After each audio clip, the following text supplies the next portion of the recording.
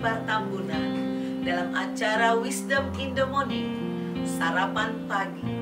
Saudaraku, no Bible, no breakfast.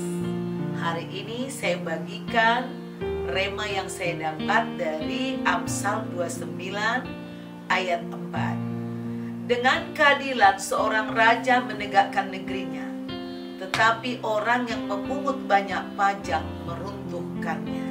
Saya ulang sekali lagi, dengan keadilan seorang raja menegakkan negerinya, tetapi orang yang memungut banyak pajak meruntuhkannya. Kita tahu, saudaraku, kisah Raja Salomo yang terkenal jaya di masanya sebagai raja. Tetapi pas sesudah dia meninggal, anak-anaknya yang menjadi raja yaitu Rehabeam didatangi para tua-tua.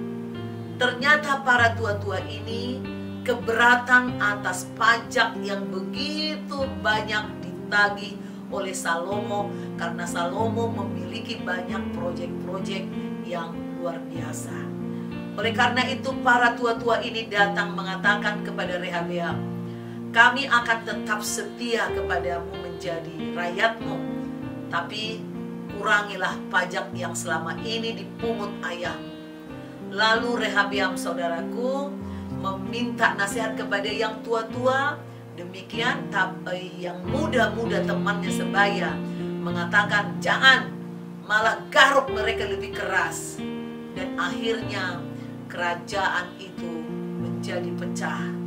Orang Israel pada masa Rehabeam, karena dia tidak mau mengurangi pajak, memang itu untuk menggenapi nubuat daripada Tuhan, saat itulah terpecah kerajaan Israel menjadi dua, kerajaan Yehuda dan kerajaan Israel yang dipimpin oleh raja yang lain yang bukan keturunan Daud.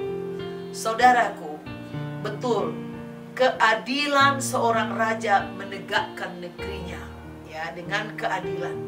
Tanpa keadilan ini, saudaraku, banyak pemberontakan otomatis, merasa tidak diperhatikan. Kita tahu selama ini seperti Papua, saudaraku, merasa tidak diperhatikan. Mereka membuat gebrakan-gebrakan untuk mengatakan Papua merdeka, Papua merdeka.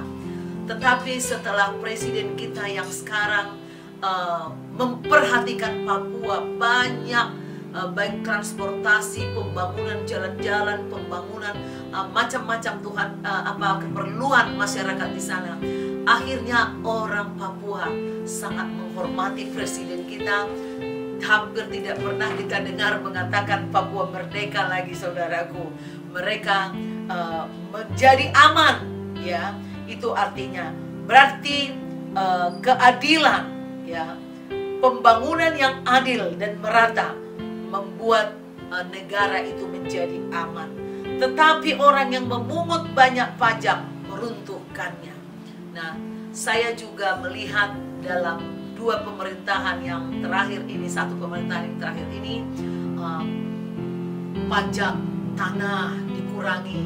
Orang-orang yang nggak memiliki kemampuan keluar surat surat tanah tanpa bayar, hanya kecil saja dibebaskan. Nah, ini saudaraku, menolong orang-orang kecil, menguatkan, mengokohkan, tetapi juga tidak semata-mata hanya untuk orang kecil. Tuhan Yesus juga pernah mengatakan, apakah yang harus dilakukan tentang pajak? Kata Tuhan Yesus kepada muridnya, apakah rakyatnya juga ditagih? Seharusnya tidak, kata rakyat.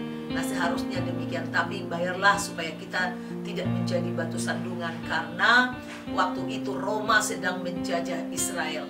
Jadi saudaraku, seharusnya kalau satu negara menjadi maju, akan banyak berkurang pajak-pajak khususnya untuk kebutuhan-kebutuhan yang umum, yang sangat prima. Seperti yang kita alami sekarang, bukan hanya soal pajak, kita menerima BPJS, ya, dengan murah. Zaman dahulu banyak orang mati sakit karena tidak bisa masuk rumah sakit, tidak ada uang jaminan, tidak bisa berobat.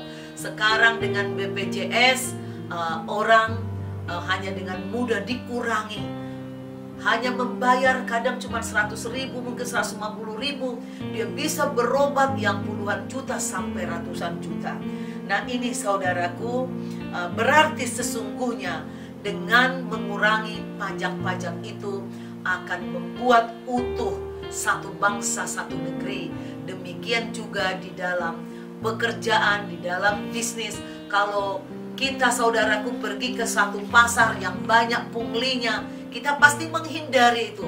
Karena harga bisa menjadi mahal, pengeluaran menjadi mahal.